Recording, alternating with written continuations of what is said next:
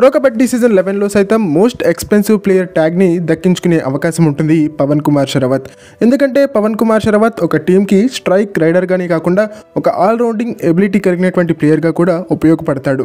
And as a Indian team కెప్టెన్గా తను మంచి కెప్టెన్గా కూడా ఒక టీంకి వ్యవహరించేటువంటి ఛాన్స్ ఉంటుంది. సో ఇన్ని పాజిటివ్ ఫ్యాక్టర్స్ ఉన్నటువంటి నేపథ్యంలో పవన్ కుమార్ షరావత్ ప్రైస్ ట్యాగ్ అనేది భారీ మొత్తంలో తగ్గేటువంటి ఛాన్స్ ఉండదు.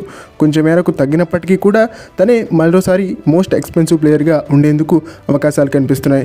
అండ్ మిగిలినటువంటి ప్లేయర్స్ లైక్ మొహమ్మద్ రిజా చియానిషాద్లు, ఫజల్ అత్రచలి, మణీందర్ సింగ్ వీళ్ళ ప్రైస్ ట్యాగ్స్ అంత భారీగా పెరిగేటువంటి ఛాన్స్ లేదు. సో ఈ నేపథ్యంలో ఖచ్చితంగా పవన్ కుమార్ షరావత్తే మరోసారి మోస్ట్ ఎక్స్పెన్సివ్ ప్లేయర్గా ఆప్షన్లో కనిపించేటువంటి ఛాన్స్ ఉంటుందని నేను భావించడం జరుగుతోంది. అండ్ పవన్ కుమార్ షరావత్ యొక్క పర్ఫార్మెన్స్ అనేది ఇంజురీ తర్వాత కూడా పర్వాలేదనిపించింది. లాస్ట్ ఫ్యూ మ్యాచెస్లో ప్రో కబడ్డీ సీజన్ 10లో వండర్ఫుల్గా పర్ఫామ్ చేశాడు పవన్ కుమార్ షరావత్. సో ఈ నేపథ్యంలో తెలుగు టైటన్స్ తీసుకున్నప్పటికీ మిగిలిన ఫ్రాంచైజెస్లో కొన్ని ఫ్రాంచైజెస్ భారీగా ఇతనిపైన ఇన్వెస్ట్ చేసేందుకు ముందుకు వస్తాయి.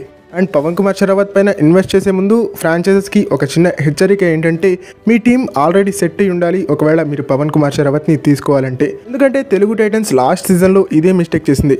తెలుగు టైటన్స్కి లాస్ట్ సీజన్లో చాలా పొజిషన్స్ వేకెంట్ ఉన్నాయి ఆక్షన్కి ముందుగా.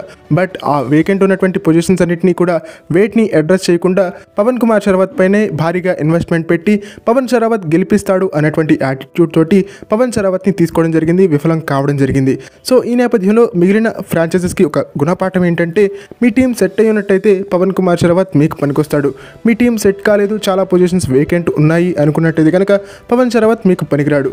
ఓకే ఫ్రెండ్స్, ఇది ఈ వీడియో కనుక మీకు నచ్చినట్టయితే లైక్ చేయండి, షేర్ చేయండి, మన ఛానల్ని సబ్స్క్రైబ్ చేసుకుని పక్కన ఉన్న బెల్ ఐకాన్ ప్రెస్ చేసి ఆల్ ఆప్షన్లో స్విచ్ చేసేసుకోండి. అండ్ ఇలాంటి మరిన్ని వీడియోస్ కోసం ఛానల్ని డైలీ ఫాలోయింగ్కి ట్రై చేయండి.